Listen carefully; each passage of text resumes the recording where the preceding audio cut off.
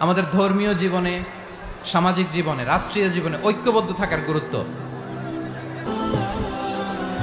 প্রতিবেশী দেশকে বলবো, আপনারা নিজের চরকায় তেল দেন, আপনারাও শান্তিতে থাকেন, আমাদেরকেও শান্তিতে থাকতে দেন। সব চেঞ্জ করা যায়, প্রতিবেশী চেঞ্জ করা যায় না। আমাদের ল্যান্ড তাদের ল্যান্ড, পাশাপাশি। আমরা চাই তারাও সুখে থাক, আমরাও সুখে থাকি, ঠিক কিনা?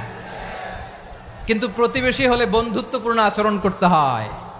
প্রতিবেশী যদি বন্ধু না হয়ে প্রভু হতে চায়, এরকম দানব প্রতিবেশী কেউ চায় না। ভারত যদি বন্ধুত্ব উপহার দেয়, আমরাও বন্ধুত্ব দিব, কি বলেন?